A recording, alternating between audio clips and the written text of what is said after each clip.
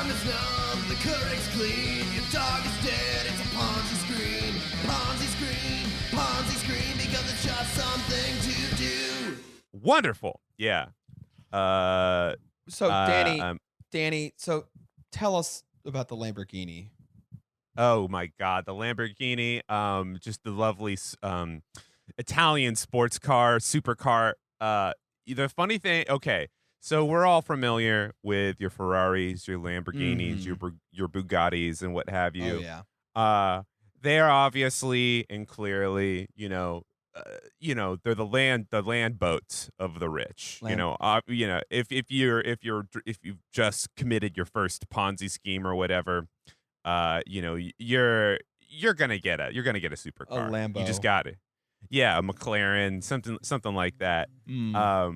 But I was watching a YouTube video recently, and they were talking to Deadmau5, I believe, about his Ferrari and about how apparently Ferrari sued Deadmau5 because he like altered his Ferrari too much. Ferrari or Lamborghini?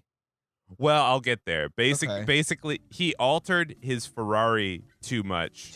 And he put like a different wing on it and like put his logo and like painted it rainbow. But doesn't he but he owns the car?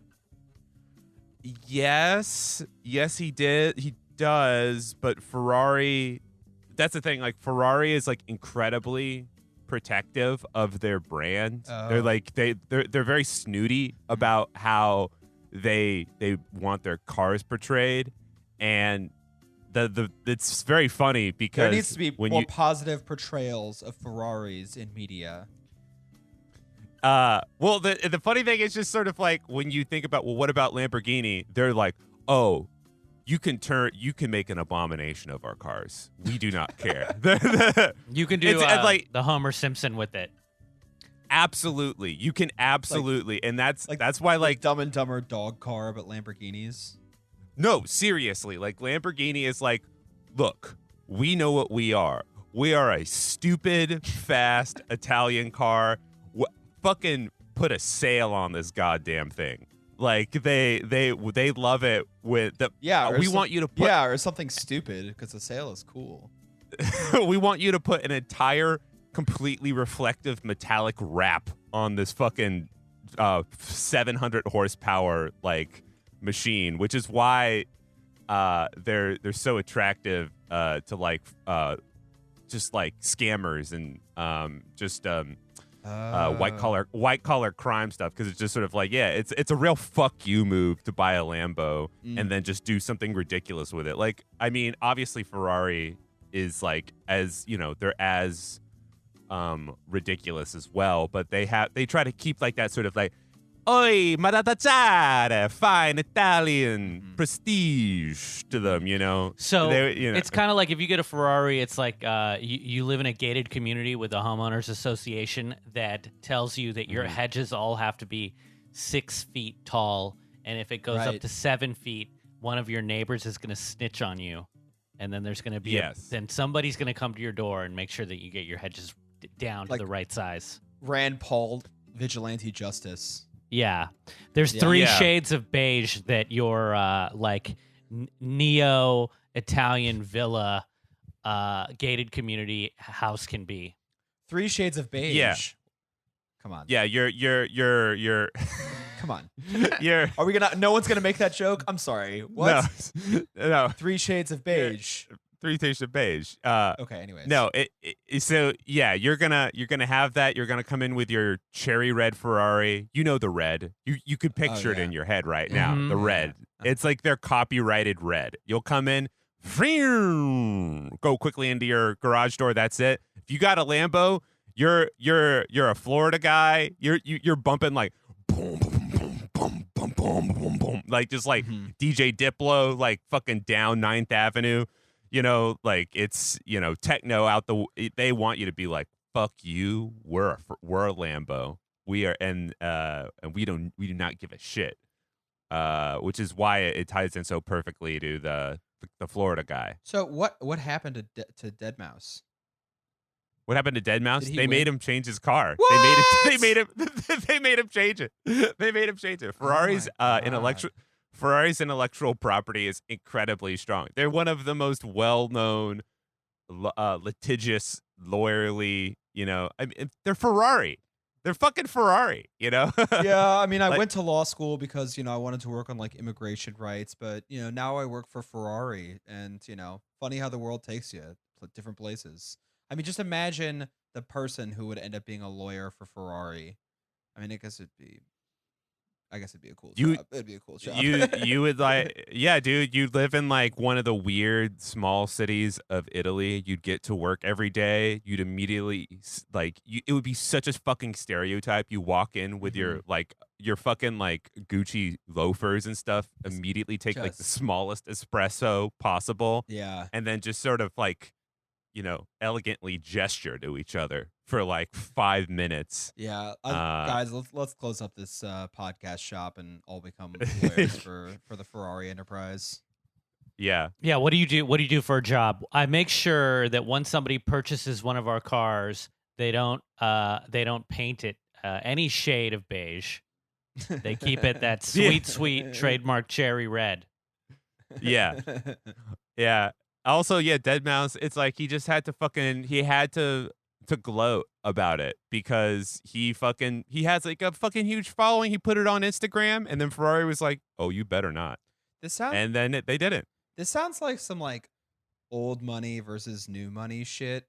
Like Yes. I could totally Yes. imagine like Jay Gatsby owning a Ferrari, and then just like totally, like a East Hampton versus West Hampton sort of shit. Mr. West Egg. Yeah, Mr. West Egg. Yeah, exactly. There's just some like, oh, you're a Lamborghini. Oh, how gauche. I tell you, the new money, they just don't know how to spend. Like that sort of thing, that sort of divide. Yeah, man, it's all about it's all about prestige and what have you. I mean, I'll edit this in here, but like Ferraris, they have like people always talk about it's all about that engine noise that they make. They have a very specific like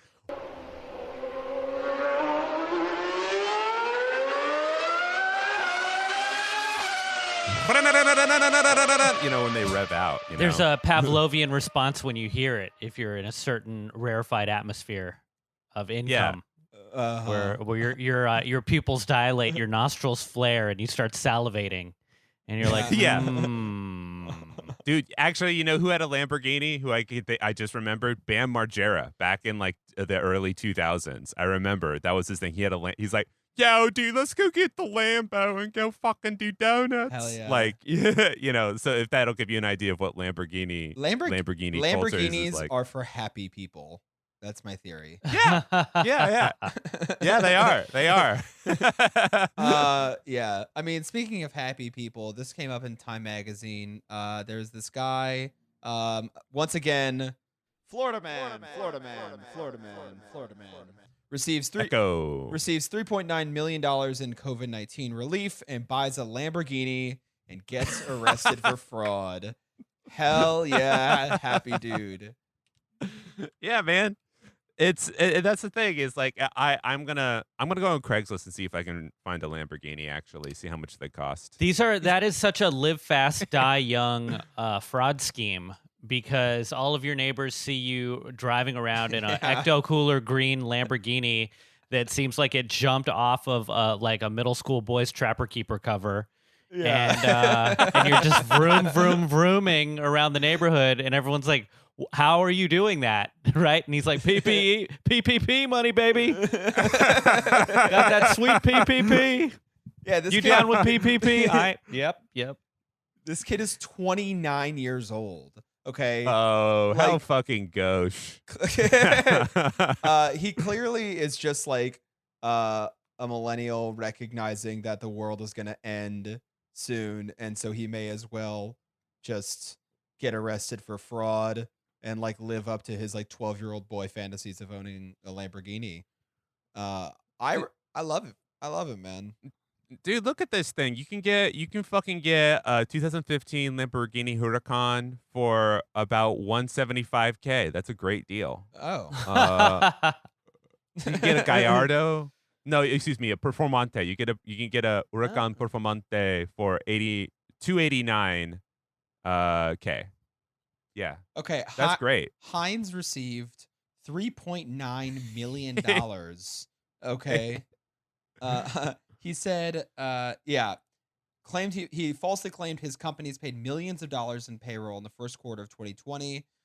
State and bank records, however, show little to no payroll expense during this time. Just a few, and then after getting $3.9 million, he bought the Lamborghini for $318,000, Danny. So little Was it a new one? it doesn't say. It was probably new. He's going. Also, I have to say, in New York Craigslist, when you put in Lamborghini, you fucking know you're going to Long Island, man. That's where you get that. That's where you get that shit. Respect to Long Island, baby. Yeah. Which part of Long Island though? Oh, probably just outside of Queens, honestly. You know. Right. Yeah. Yeah, man. I like. I don't know. Are you guys car So- guys? Are you guys car people? I've become a car person. Your boy over here just got a city bike membership for the year, so I'm not even a bike person. I'm not a shoe person. I'm not a sock person. Like, Dude. yeah, but we all need to get cars just to survive now because you can't really, if Corona comes back, are you trying to get on crowded trains? Oh, dude, cars in New York are such a it's like when people see like this deeply cursed image, like on Twitter or whatever. Yeah. Like that's what cars in New York are, because it's such it's so backwards. Like you do see people who grew up in abject poverty, like driving around, just being confined to that poverty because it is so fucking shitty to drive a fucking car in New York City. Getting into Manhattan is an absolute nightmare. Like it's like it fucking sucks. And if you get caught on the wrong road, or like some douchebag in a semi is like tried to take too hard of a right turn, gets jackknifed, and then you're just stuck for an hour or whatever. Right. Yeah, but and you do see like really weird little things. Like people love pimping out their Honda CRVs here. Honda CRVs are like super. You'll see guys who have the wheels. They'll be like this. They'll be all like tilted to the side. Whoa. Cool. And then they'll have like the Honda logo, but they'll be like a stick figure will be fucking another stick figure up against the Honda logo. That's what I'm talking Like, about. And they put that on Yeah. Instagram, Yeah. and Honda does not sue them. Honda's just like yes, ask, grass, or cash. Nobody writes for free. Honda.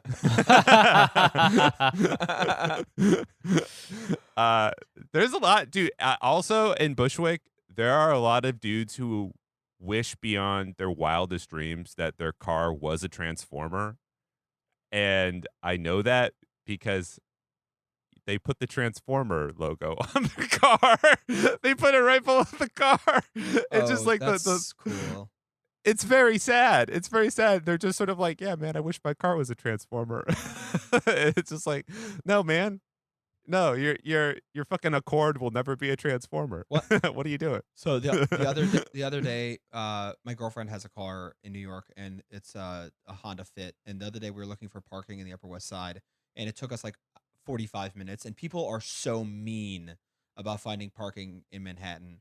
And Yeah. there was this Lexus SUV that was trying to fit into this parking spot, and they were literally just bumping both cars in front of them and behind them for 5 minutes, and just back and forth, back and forth. Yeah. It's like that scene in Austin Powers, where he's just stuck in the hallway.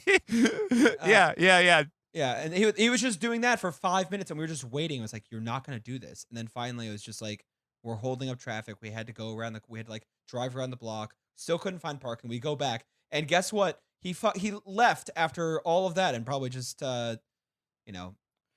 damaged these poor people's cars. I think that the Lexus SUV is maybe the most fascist of all the vehicles. It's like it emblemizes Yes. the like desire, like the petty bourgeoisie desire for just like conquering the world and being wealthy at the same time. Hey, David, I take your Lexus SUV and I raise you a Mercedes G-Wagon because it's literally German and because they cost like $200,000 and are exclusively driven by the douchiest people ever. So Get I say what I was just gonna say. I don't know if you guys remember the early 2000s Hummers being a huge thing, and this was Right. Oh my God. all at the moment that Al Gore's Inconvenient Truth is coming out. We're thinking about climate change, Right. and George Bush is in office. We're going to war with Iraq to just basically plunder their oil, and at that moment in time, SUVs are making this huge jump in the market. Everyone's buying an SUV, Oh, yeah. and it feels the same as right now Donald Trump being like, you don't need to wear masks. Like there's this willful nihilism that we have where we're like, hell yeah, like what is the opposite of what we should be doing? 5 Let's miles per glorify the gallon. Hummer. 5 Yeah, miles yeah. per gallon. And like, Yeah. also, one reason that the SUVs, This suburban enclave is a war zone. yeah, Yukons, like these Suburbans, some Tahoes, Oh yeah. the names of these like Titanics that were in the driveways of all of these gated communities, man, giant Lincoln cars. Navigator. And then people are like, but you buy these, you're an affluent parent, you buy this car for your 16-year-old kid, and Oh, you're yeah. like, well, I want to make sure that they're safe on the highway. But the thing is that every other parent is thinking the same thing. So you've just created this mutually assured destruction arms race Oh yeah. Yeah. where yeah. the safety advantage that any one of you would have had is immediately canceled out by the fact that everybody else has that big tank. Yeah. Yeah. I'm- Yeah, dude, that's the funny thing is like independent car guys are actually kind of cool because they do really weird shit. Like somebody like modded out a smart car and put a 600 horsepower engine in it, which by the way is like 600 horsepower in a smart car. The weight to power ratio is insane. So it's just sort of like like you just think it goes so fast so quickly. That seems like you know? more of a The- firework than a car at that point. Yeah. Those guys are very fun. But yeah, Gabe, you're right. There really was this sort of weird arms race, and it has kind of come back now in the form of Jeep, like especially in New York. Like Jeep people love fucking Jeeps. They love Wranglers. They love Liberties, like 4x4s. I need you see yeah. Jeeps all over the I place. need a 4-wheel drive, like tactical full assault vehicle that's great for deserts and swamps and bayous. Where do you need it? Mhm. Here in the most civilized, paved, 3 miles of American city. Yeah. They just came out with a prototype for the fucking 2021 Ford Bronco. The Bronco. The OJ car. It is they redid it and it looks exactly like you think it would look. It's just an abomination to sensibility, you know? Hell yeah, dude. Well, thinking about that arms race stuff, man, reminded me of this piece that was in the Financial Times, and like that is a little bit different of like a subject, if that's okay to Sure. move on. But it's this basically this happens a lot in the financial press where a reporter will just interview a wealthy person, and they'll just choose someone to interview. Usually, I mean, Mhm. yeah, just or I mean, like obviously the person's like in the financial sector in some way. But this is in the Financial Times. Lunch with the FT. Jim Chanos. We are in the golden age of fraud. Oh, right now? Jim That's what he said. That's what he said. Jim Thanos. Does he have the stones? I know. It's like it's a little on the nose to call yourself that, right? Or like it almost sounds like Theranos as well. Oh my god, I didn't think of that. Yeah. Yeah, just too many things. So he's a short seller, which we all kind of remember from the movie The Big Short, right? Where Mhm. basically the plot of the movie is all these guys figure out that the economy is going to collapse because of, the credit rating agency is not properly assessing mortgage-backed securities, and no one's doing their due diligence, and everyone's selling people homes that they can't afford. And they figure it out, and instead of reporting it to regulators, they decide to short it. And what is shorting again? I don't fully remember. It's like when you Shorting. It's when it's betting against. It's saying this shit's gonna fail. right. Okay. So Yeah. you're betting that how does it work? You take out a loan. You come up. It's like you come up with an agreement because like that's what they were doing in The Big Short. Is what's his name? The main character's name. Not the actual character, but the actor. Who's that actor? Christian Bale. Christian Bale. Christian Bale specifically has to go and set up like a contract or an agreement Right. with like Deutsche Bank or whatever, and Goldman Sachs and stuff. yeah, Goldman Sachs, and he has to go to these banks and be like, if this happens, you have to pay me this. So it's like it's Right. just legalized gambling, Right. essentially. So it's like in the future, and it's like saying like, on this date, I want to sell you this many stocks, and you have to buy them from me. And Yes. something like that. So that way, if they plummet, then you just make a shit ton of money. I honestly, if anybody wants to do this, they can have my $1 million idea. I don't care. They need to come up with a app like Robinhood that is exclusively for shorting. Just call it like Spite or something like that, Yeah. It would be immediately popular. People would love it. I mean, everyone's just sort of like, "Oh, you can get involved with the stock market by investing in it." And then you just have Spite just like, "Fuck you, Tesla. You're going down." How about I want to start an app called Grave Dancer, where Yeah. it just sends you the obituaries of terrible people. Yeah. And oh my you wake God. up in the morning and see who died, and you're like, "Fuck yeah, Kissinger!" And you're like the first guy to like blow your air horn out the window, That I love that. And then like Kissinger dies and that song goes on where it's like dun dun dun dun dun dun dun dun dun dun dun dun, like just for the entire day. Yeah. That would him. There's that other guy who's in the wheelchair who's like a really big Republican donor in Sheldon he's also Sheldon Adelson. Adelson. Sheldon Adelson. Yeah, he's gonna get a Mr. Frog When dance. Sheldon Adelson you know? dies, I'm buying a Lambo, man. Whatever. Like, Yeah. is Jim Chanos. He basically his whole thing is that as a short seller and owns this little hedge fund, just 3 point. No, not too much money. What does it say? How much money it was? Couple billion. Yeah, it's just like a couple billion, right? Nothing too crazy. He's only got like 20 employees, but he is he's kind of viewed as like a big boy in the sector, and he thinks that right now things are really, really good for fraud, and fraud is really good for him because what he does is he sees a company marketing itself, advertising itself, reporting on its disclosures and its numbers, and he says, "I think you're full of shit," and so then he decides to short against them. And that's his entire strategy, is he just calls people out for bluffing.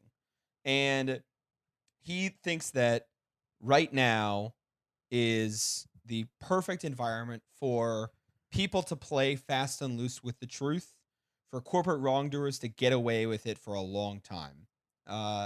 So basically, because it's been a 10-year bull market driven by central bank intervention, level of retail participation in the markets reminiscent of the end of the dot-com boom, Trumpism, people, my facts are your fake news sort of shit, and Yeah. Silicon Valley's fake it till you make it culture, which is compounded by the fear of missing out, right? So everyone always feels like there's there's a lot of like keeping up with the Joneses in the Silicon Valley world, and a lot of people posturing like they're living in a suburban enclave.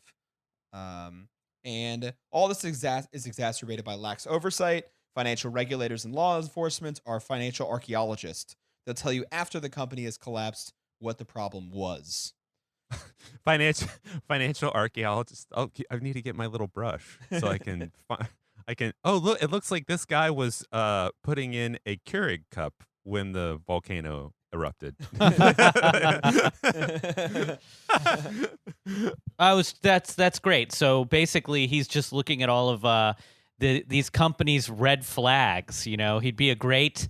He'd be like the investment whisperer in the way that maybe if you're swiping through Tinder and you've got like a friend with you and your friend's like, nope, wait, let's look at the photo number 2.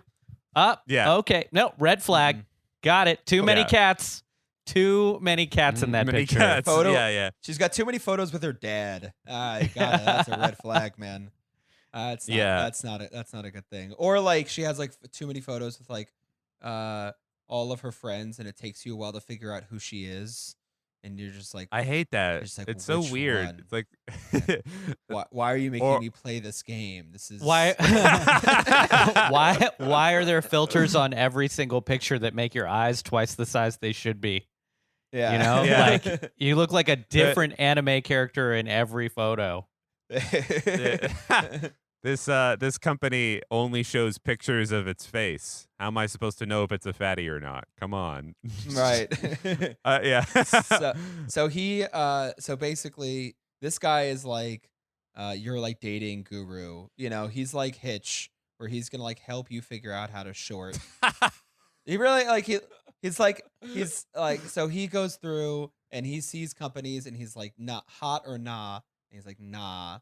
So Nah. nah. That's his entire job, is just to say nah. And even if he's not gonna say nah, then he's gonna say not nah. But he's never gonna proactively invest in anything. He's always just being a bitch. And literally the name of his company is the Greek word for cynic. Which, you know. That's some I don't want to go. I don't want to, speak too poorly of this man, but that gets close to that sort of like Alan Dershowitz level, or like, I am a high-minded person. Hello. Or yeah. Hello, my name is like- Smart. My name is Smart. Yeah. Hello. I'm personally a huge pessimist, so I'm vibing. I'm vibing with the hate that this guy is spewing out. No. Look, You know, you're right. he's Yeah. a economics troll, and we have so much smoke being blown up our asses all the time by these companies that it's refreshing to have somebody be like, nah, man, you slapped a filter on that. You slapped the pre-COVID-19 pandemic filter on this, because people Right. are reporting their, like, one thing that came up in that article is people reporting what their profits were, with the caveat they're like, oh, that's what they would have been if it wasn't for the pandemic. So it's like not real numbers. It's what they would. It's what they would have been. If it wasn't for reality, right? And like, you can't. Yeah. It doesn't matter what the actual reality is. We have to deal with what is, not like what should have been. If we'd, This is I- just it's- once I- again just like the financial sector just completely dissociating itself from reality. There's no Yeah. connection anymore to like human and lives and labor or productivity in like a real sense. So certain things come up. Oh, sorry, Danny, you were gonna say something. No, I was just gonna say I always hear people on the left, generally speaking, saying this phrase. I think I looked it up one time, but I just want you to. Is that like what dialectic materialism is? Where it's like, no, this is actually what's happening. It's not like or like praxis. I don't know. I really just wanted to clarify something for myself. Dialectical materialism is the name of my hedge fund. Yeah. That would be great. No, dialectical materialism, I think, is like dialectics is like from Hegel saying that the world moves in a chronological order towards like improvement, basically. Like we are on the fast track of progress in some way. The world exists in stages is kind of like dialectical, like thesis, antithesis, synthesis is kind of a Hegelian thing. Yeah. And then materialism on top of that is Marxist kind of like, twist on that, which is kind of saying, hey, the world exists through material conditions, and material conditions is like the sole way to interpret history, basically. And so they're like the opposite of it, because they're not looking at anything exactly that's happening in the actual world. Nothing. It's just But nothing. if you also, I mean, I'd say you're also trying to resolve the contradictions that exist, and one of the big contradictions right now is the tension between this financialization of things that is completely divorced from the reality on the ground for most workers. Yeah, the Marxist theory that political and historical events result from the conflict of social forces and are interpretable as a series of contradictions and solutions. Oh yeah, that's the good stuff. That's the good stuff. Yeah. The conflict is believed to be caused by material needs. Fine, I'll put sexual music below it, David. Fine. So certain things come up for Chanos, bro. In the way that he's like figuring out which companies to short. He's always looking for technological obsolescence. Basically means a product or some technology is no longer good. He's always looking for, the VHS out that, he's like, this product is just gonna totally become useless in 5 years, right? He's looking for consumer fads. Always looking for the next fidget spinner to short. He's always looking for a single product company, your Casper mattress, and growth via acquisitions and accounting games. Notably, he's really looking for this is a huge issue. Like in a lot of the economy, is no one really does organic growth anymore. Everyone just grows through acquisition, so many people do, or even some of their growth is just like totally bought into it. So there's no real ever consumer proof of concept. It's just an acquisition on an acquisition on an acquisition. But there's never a unified theory of the entire thing actually having organic growth. And so instead of it being like, I have just made a wrench and this is my wrench company, people are being like, I am going to buy your wrench company. Or more directly, it's like, I'm going to buy the idea of your wrench company, and then I'm going to buy the idea of your wrench company. I've got an app. It's called Wrenchy, Danny. Yeah. The thing is that with my app Wrenchy, I deliver wrenches in a drop. I drop wrenches off at your house. It's contactless, and then after you use the wrench, you give it back. And so it's kind of exactly. It's a share economy wrenches. Yeah. And we've got 15 different models of wrenches that you can use depending on the size of the lug nut that you need. Oh wow. Did you innovate and create an adjustable wrench? Yeah. Wrenchy was just purchased by Pinch of Salty, which is an app that allows you to have a delivery driver bring over to you a pinch of salt that you would normally get from your neighbor, and for when you're cooking and you need something on the go. Like this. Yeah, he just goes. Yeah. It's a little Salt Bay shows up, and I love it. It's and pinch of salt. We're everyone's neighbor. Yes, Dave. Why aren't they paying you $1 million? He's looking for that sort of stuff. Growth via acquisitions. He's looking for legal fraud, where a company adheres to the accounting rules and regulations, but there's still an intent to deceive. And he says that Enron was exactly this. Basically, they were using aggressive accounting to front load profits and hide debt in its subsidiaries. Aggressive accounting. Yeah. front loading their profits, hiding their debt. In their Does subsidiaries. this guy have like a really long track record? Like, did he short Enron, or is he like new to the game? He's been around for a while. He like really made a fuck ton of money after 2008, which makes me Sure. which makes me think like there's a chart in this article, and he's like kind of rising at like a normal pace, and then 2008 comes up, and he's like whoop, and then so he kind of rocked it, but he's been really just growing very, very strongly throughout a lot of this. He's had like 22% returns, which is just kind of nuts, right? I mean, and Wow, yeah. I mean, so I think he's been around for a while. I don't know if he really, they didn't really talk about like all of the things that he made a lot of money on, but they did talk about what he ordered for lunch, which was a steak. What? Sure, yes. No way.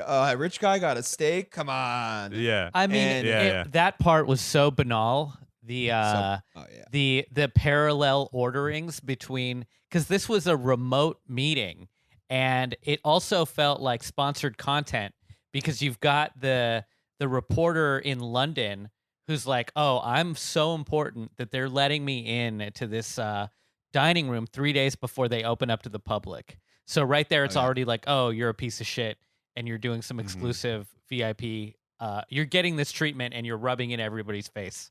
So now, then she's telecommuting or conferencing with this guy who is also buying out a whole restaurant in Miami to eat at. Yep. And then they post the Oh my menu. God. So in between, like it felt like the Marquis de Sade's, like, you know, where he's got like a philosophical tract, and then it gets punctuated with like pornographic sex, and then goes back. But it's not that cool, because it's like this conversation about finance, punctuated by like, and then we've got the Bib iceberg lettuce salad drenched in mayonnaise with bacon bits on it for an appetizer. And it's like, dude, why are you guys eating garbage? Yeah. So I think it's, you like pointed out something a little earlier, Gabe, that I think is very poignant, which is the idea that these guys, or at least this guy in this case, like they exist in this weird simulacra that we now live in, where Right. things are so weird and backwards and upside down and stuff, that he has become like quite important in his own right, because for some reason he's the only person who's actually kind of calling things out, but he's also completely acquiescing to the system in which he's calling things out in. Right. Yeah. So it's like one of those things where it's like you want to listen to him and you have to listen to him, but like doing so, it feels filthy. It feels just sort It's of so like, filthy. ugh, why are you right? I mean, you're Ugh. listening to the guy who's ordering a fried Oreo dessert after eating a head of lettuce covered in mayonnaise and then a full steak. Yeah. And drinking wine at noon. But none of it $16 seems, fried Oreos. $16 Yeah. fried Oreos. none of it feels pleasurable. It's so gross. No. Every- It's gross. It's repulsive. It's that one character from Inside Out, the green one, would just be like, "Bleh!" Like disgust would just be going off the fucking chain right now. But we're all just little pigs, And just like even within the nightmare that we live in, the billionaires still have to eat in isolation by themselves and stare at a screen. They love that. Mhm. They love that. Mhm. It's like the Jetsons for them. It's so I- yeah. it is so gross to see how like much money he's made off of being right. And that's the thing. Is he's not being like, he's right, but he's not doing good with being right. This is like a huge difference between being right and being good. And it's like what I find like kind of like annoying in other circumstances. It's like, yeah, you're right, but you're not, like, do something about this besides just like milking it for all it's worth. Like, I don't know. This is my problem with The Big Short. Like, try to find another regulator, or like try to find another journalist besides that corrupt one that you knew from college who works at the Wall Street Journal. Like, try to do something instead of just like, all right, well, I'm just gonna like, okay, we all know that Tesla sucks. Chanos knows that Tesla sucks. He's like, I think they're full of shit. They're talking about how they're basically marketing self-driving cars as part of their company vision when that doesn't exist yet. And I'm like, hell yeah, brother. I fucking hate self-driving cars. I think they're like a bad idea. I don't think they're ever going to happen. And I think that even when they do happen, the negative externalities are going to be far, far worse than any positive outcome we're going to have from them. And he's saying that and he's not saying like, okay, let's invest in high-speed rail instead. Yeah. He's like, no, I'm just gonna gamble that he sucks. I'm just gonna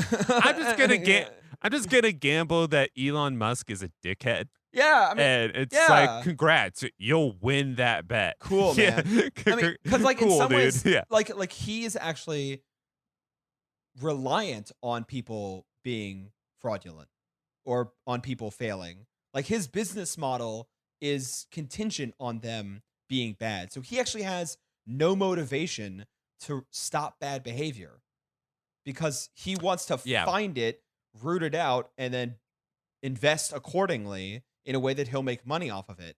Even though it's an inverse investment, it's still there's still a very easy correlative profit motive in it. He's just a dirty little truffle pig where he just eats the truffles instead of bringing them back. Yeah, bring them back to your master, truffle pig.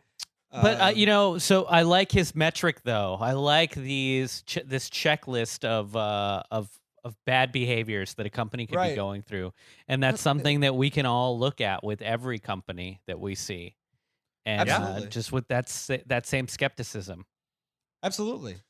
Yeah, that's why Tesla especially. That's why they are. I think they are potentially one of the most shorted stocks in the stock market, is because they hit every one of those check marks where it's just sort of like wildly variable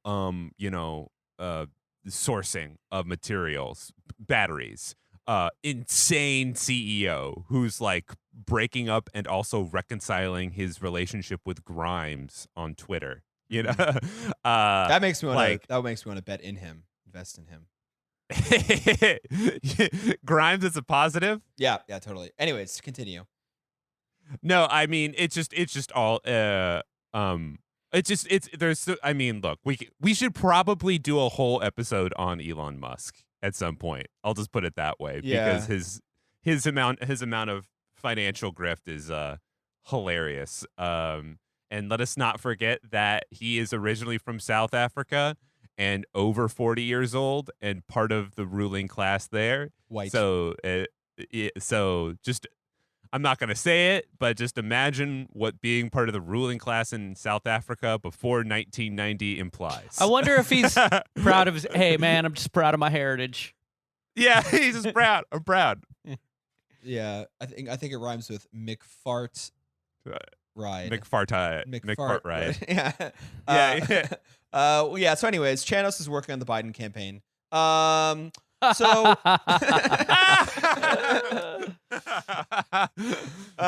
Anyways, feeling good about that. I don't know. We should talk about this last thing that we've been all wanting to talk about on the Scream for a while, which is tax havens, baby.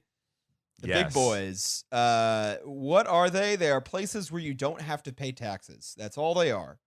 Right? Like if you are a citizen and you have to pay taxes, you go to a place where you don't have to pay taxes, and that is a haven. So it can be tax havens. What we're talking about, archipelagos in the Caribbean. All right, we're talking about jewels, a weird gems. Yeah, we're islands. Very often islands. Beautiful resorts. But there are also other forms of tax havens. This was in Bloomberg from about 10 days ago. Well, it's going to be later when this comes out. Rich Mexicans are fleeing to Miami and funneling money overseas. And the whole article is basically just talking about how there's a lot of very wealthy Mexicans who are doing the same thing that Americans are doing But with America, this reminds me of one of two things. It's either basically like the exact why there are so many Cubans in South Florida these days. People are just like Yes. fleeing a Yes. leftist government with President Andres Manuel Lopez Obrador, and it could be just that they're just fleeing a leftist government and hiding their money in a in some basically failed state, right? Or they're just or they're doing what like in the Americans do, which is taking their money to a place where they will welcome you with open arms, and they just want you to go there and hang out and maybe bring some jobs or two if you're lucky, if you could. Most of those jobs being like concierge jobs or driver or things like that. And Or it's a just Lamborghini salesperson. yeah. Right. Did just a question, David? Does this article say anything about the biggest Mexico boy possible, Carlos Slim, aka probably the 5th richest man in the world right now? He's worth about $70 billion. God, that's so fucking much. God damn it. Yeah. It's more than $69, that's for sure. Yeah, I don't know. I don't know. It does. I don't have Bloomberg login access, so I couldn't read the whole. Story. I couldn't read the whole story. I'm not really sure. But it's. I guess it's just weird because it seems to be right. Like at first glance, like this is odd. Like people from a lower income or like a lower wealth nation are moving to a higher wealth nation to avoid paying taxes. It seems to be the opposite of what we usually think, which is like rich Americans moving to like Turks and Caicos or, the Maldives or all these, island nations that are otherwise basically have zero sources of income. Whereas usually we think of it as the opposite of high wealth people from America storing their money offshore in low wealth countries like these Caribbean nations like St. Kitts and Nevis and St. Lucia or Antigua or Barbuda, stuff like that. What does this mean? Does it mean that they pay less taxes in the U.S. than they would in their own countries? So the U.S. is a tax haven for the upper class in the third world. Wow. Well, I think broadly what it means to if I can get a little philosophical about it, is that we're just the things are so globalized in a sense that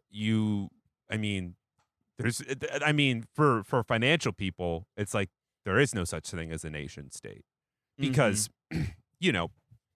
it's like they're clearly kind of copying what a lot of billionaires and very rich people are doing in corporations are doing in the United States, like Amazon and Microsoft and any number of companies here who just very clearly Apple they evade taxes. Right. And what they're saying is like not only are they evading a leftist or a left-leaning state, like Gabe said, but they're saying, hey, the world is so globalized and like borderless that we can effectively skirt the law just enough so that we can basically do what the United States a financial class is doing. And it's actually there's that statement where people say socialism for me but not for thee, like Right. have you've heard that? Right. I that's popped up in like cults, where they're like, oh, all you rich people, you get free healthcare in some version or Right. other. If you really take it to its like the most extreme point, it's like not only are they getting all those other little material things, but they also get no states. They get a borderless world where they don't have to deal with a physical border between fucking El Paso and Juarez. That's what this John Lennon song. Juarez. That's what that John Lennon song was all about. It was just about being rich. Yeah, Like, they're like imagine it's like there's no borders, no religion too. That's just like, oh no, I'm just a rich guy. That's just yeah. We talk about how, not us specifically, but like leftists talk about how it's like, yeah, fuck states. Who cares? Let's just make it this. And people are like, are you kidding? That's ridiculous. You can't have you can't have a unstateless or an anything country. Meanwhile, the incredibly rich are like, oh yeah, there's no borders for me. I'm gonna take my stuff and I'm gonna go to Florida and then I'm gonna go to Barbados. I mean, this is a perfect example of this. This is from earlier in July. Caribbean nations are selling second passports at and slashing prices in doing so, basically. So this has been a thing that's been going on for a while in for the wealthy, is that these nations like St. Kitts and Nevis, St. Lucia, Grenada, Antigua, Barbuda, and Dominica are trying to get people to buy passports.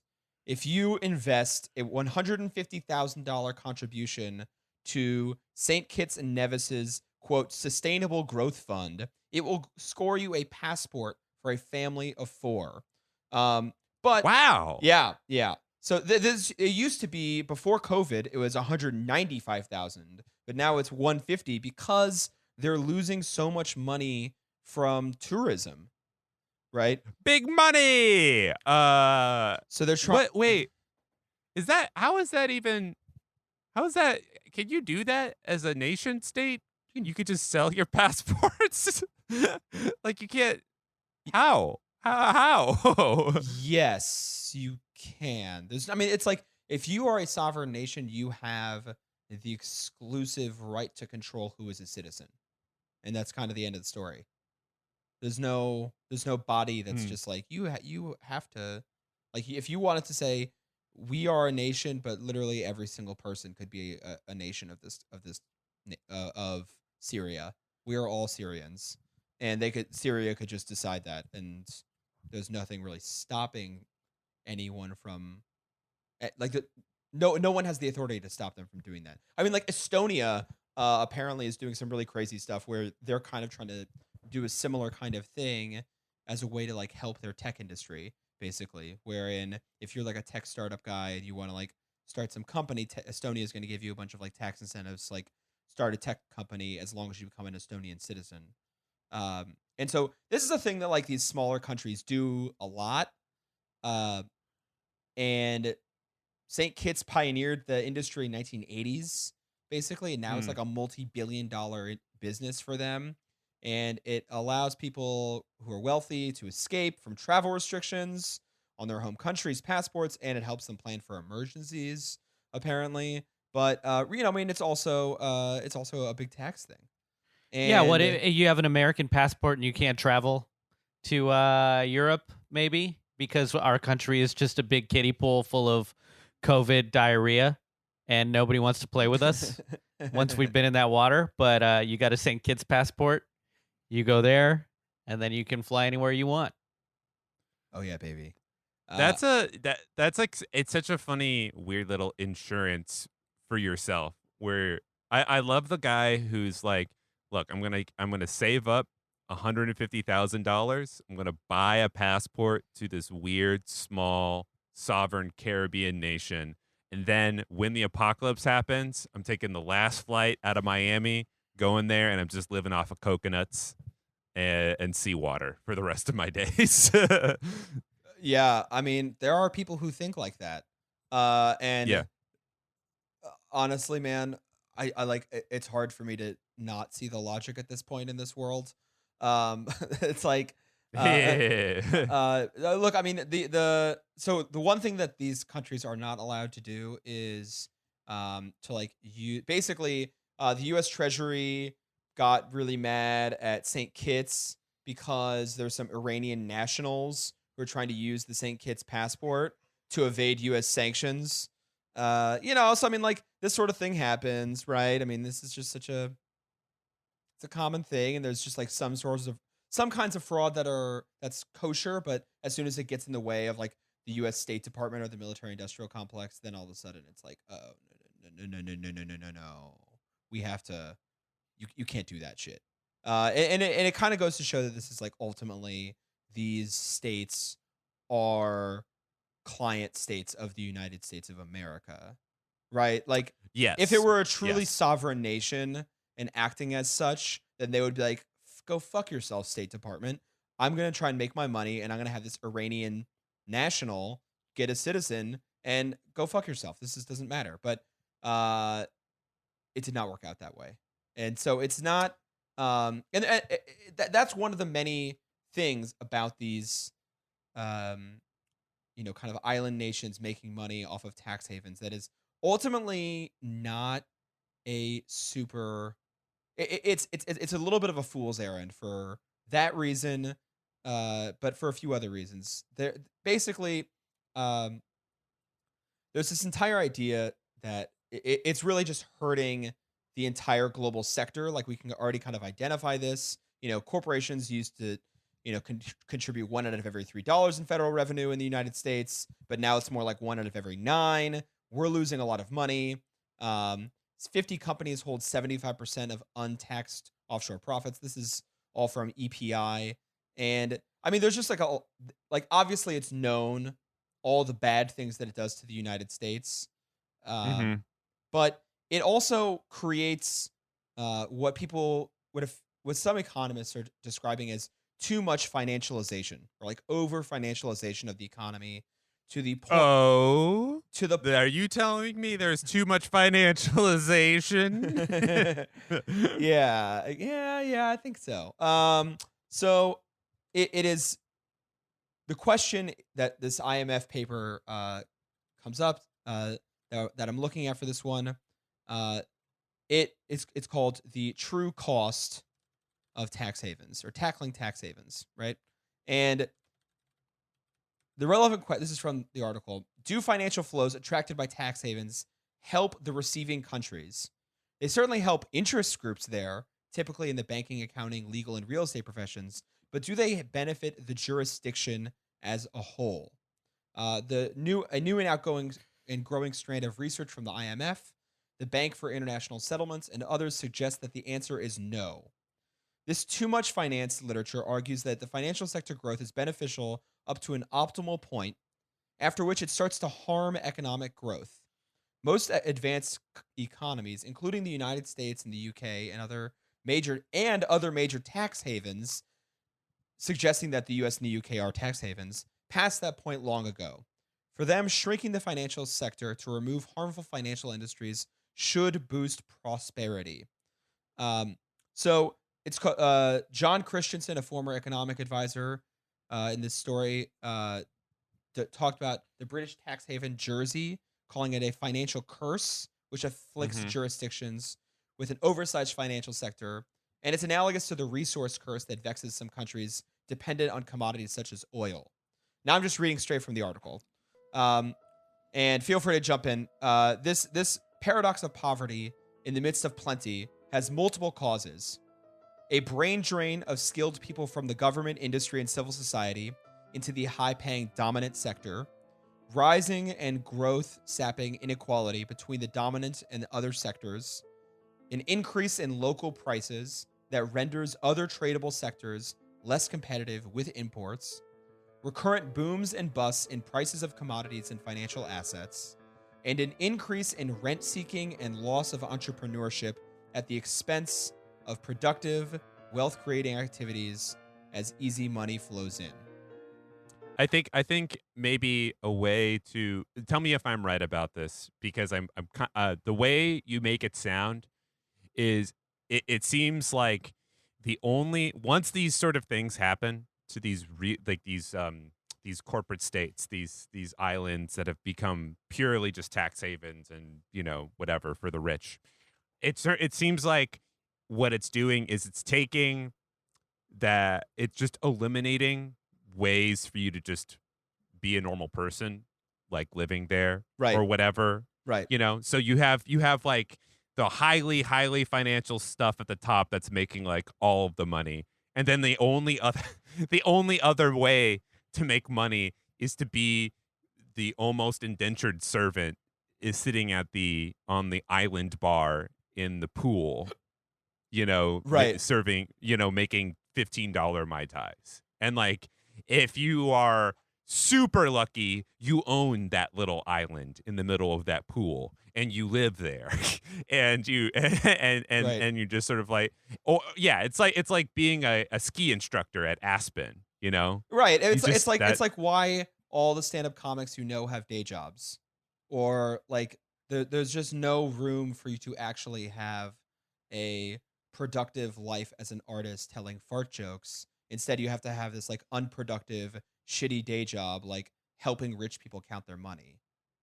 Mhm. Like there's no Mhm. like there's no actual place for you to make socially productive things. There's just every single millennial knows this. We all have a passion, career, right? That everyone tries to do, but in the 41 to 50 hours of the week that they have free. And that is because we have to relegate that, because the financialization of New York City has basically ended the ability for normal people to have a normal life. And there is no more bohemian. Bohemian New York has been dead since Giuliani.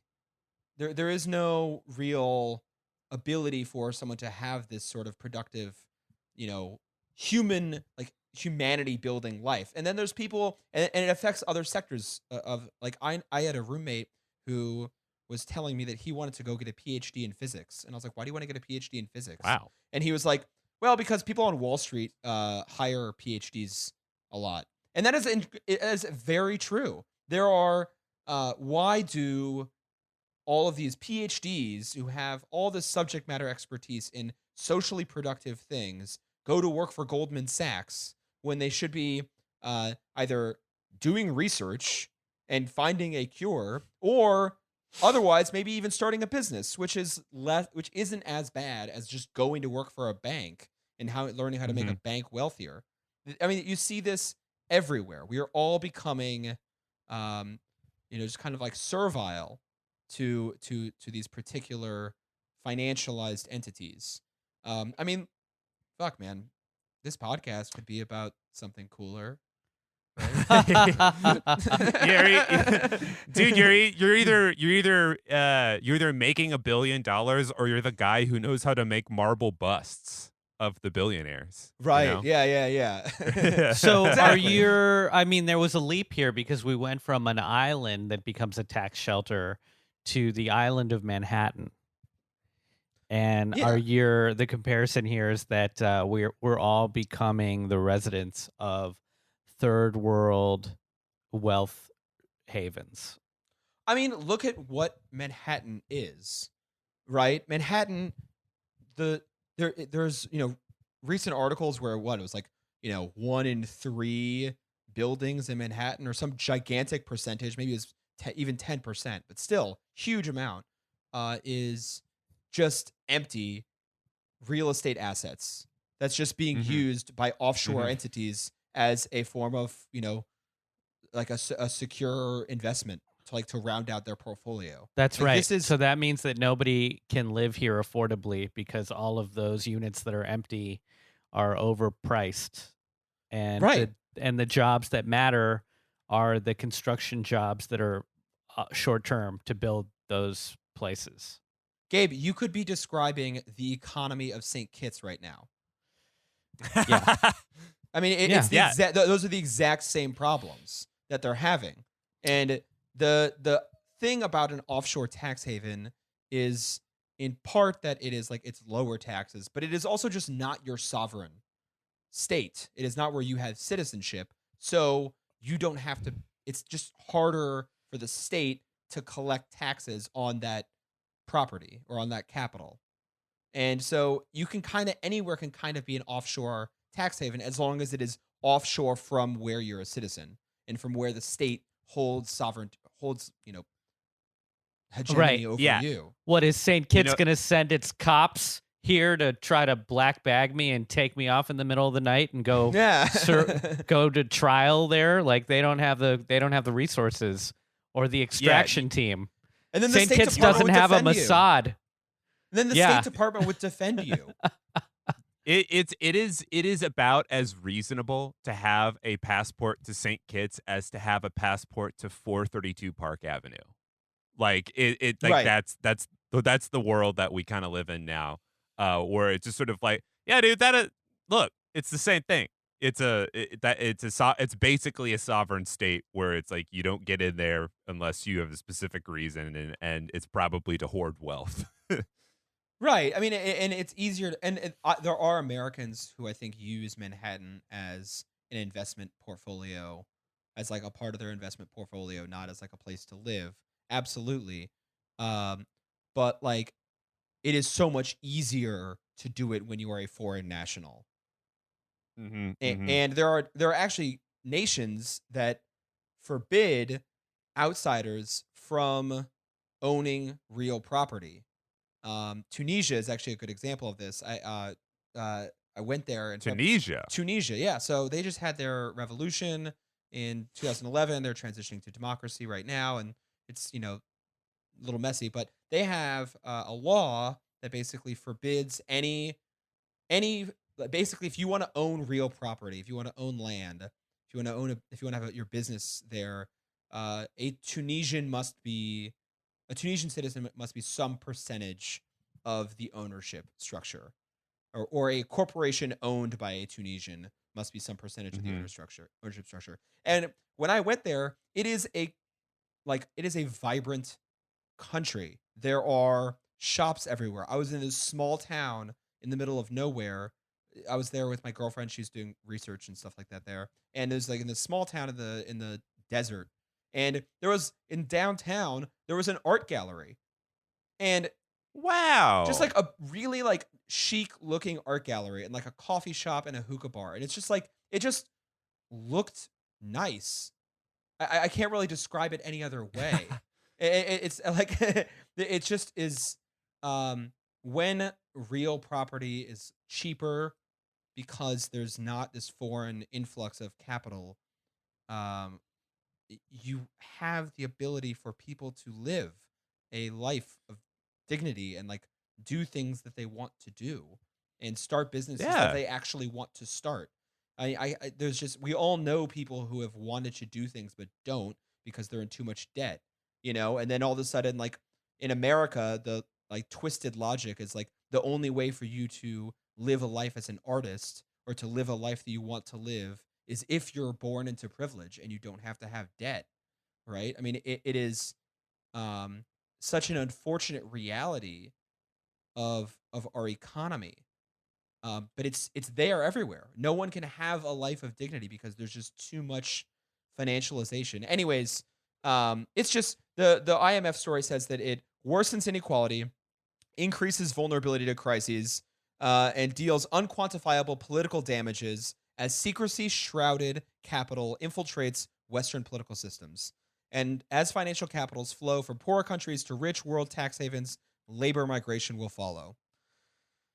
Yeah, I would say I think you really hit upon something that's very profound there, David, because I think in a lot of our circles, there's been a big vilification of business owners and what have you, and that's largely true. I think we all have we've all probably had issues with managers and shit like that, and what have you, but when you're describing like this sort of scene that you saw in whatever in Tunisia, where it's just sort of like it's like actual entrepreneurs and like people doing their own thing in a positive way. Not only is it a novelty, but it's just sort of like that. It's almost like arcane. Like it came out of a completely different time. Like it's something that just cannot. It just does not exist. I wanted to send just a really quick link. It's not to an article or anything like that, but This is a thing that exists in New York. Have you guys ever heard of Greenwich Village or Greenwich Locksmiths at all? Have you seen that? Or No. do you know what that is? No. It's this weird little it's the smallest zone business in New York, in Manhattan. It is a building probably smaller than my room, and it is just a locksmith that's been there for 30 years. Sweet. It's a fucking cute little building and stuff, and when you see it and stuff, it goes beyond just being like, "Oh, it's a business," you know? You like, that is unheard of. It's like unheard of Right. now Right. because it's so novel. It's so just like, it is what it is on its face. It's just a place to get a replacement for your keys, you know? Right. It's not a tax haven. It's not this. It's just like, it's just a dude making keys. Right. And you like know? I think that, look, I mean, like, everyone, a bad boss is a bad boss, and like someone who's exploitative is exploitative, and there's like that is just unquestionably bad. But like, I don't think anyone serious on the left would say that like that key shop is like inherently like imperialistic or inherently exploitative, right? Like a small business, a single proprietor small business, um, can be just like a nice way for someone to live their dreams and just to have like a chill, small life. It's like Shit can be nice. it Shit can be for, nice. for like for I mean for like for some commodity that's just like fucking balloons, you know, like if it's an you know, if it's a highly elastic good, like there's nothing wrong with like it just you just like I sell art. Art is a highly elastic good, right? Like this podcast is a fucking small business, right? Like this. Yeah. So that those things are good. Anyways, this paper, I think we should link to it in the podcast because it's fascinating. There's this. If you guys look at this chart on it, on page like 6 of the thing of our little paper, there's this little like bell curve of too much finance, and it says most advanced economies, including the United States, are past the point at which the financial sector growth is beneficial. And it's like on one side of the bell curve is like the Gambia, which is not doing well, and then there's Ecuador, which is doing slightly better, Morocco, and then there's like this one part where you're just slightly over the bell curve where that says where it's good. 95% confidence band around the kind of turning point, which means that its effect on GDP growth rate is optimal, right when it's at the top. And when the United States is like all the way down on the financial development index on the other side, hugely overly financialized, and it is just totally messing with actual like financial with like actual GDP growth and like creation of wealth for people and creation of like yeah it's just fucking with everything. yeah man. Yeah, well, you know, I think I mean it's sort of a dark, deep topic, but I think we could get, you know, we'll talk about a version of this, you know, in the future again. I mean, tax havens are not something that go away quickly. So it's something that's going to come up, and I would just encourage all the listeners and stuff to just pay attention to that stuff and to think about culture and what it does when, you know, you just stop selling wrenches, brother, you know? Yeah. So tax havens obviously not good for the country that is losing the tax revenue, but also not good for the receiving end as well. Anyways, that's all I got. Yeah, we good? Should we wrap this up? Yeah, that sounds great. Yeah. All right. Well, this has been Ponzi Scream. I'm David. Gabe. My name is Danny, and I've got a wrench that I would like to sell you. Danny Lamborghini. Yeah. Bum, bum, bum, bum, bum, bum, bum, bum, bum, bum, bum, bum, bum. Yeah, it's gonna be great. All right. Bye. Cool. Cool, guys. Bye, guys. Bye. Later.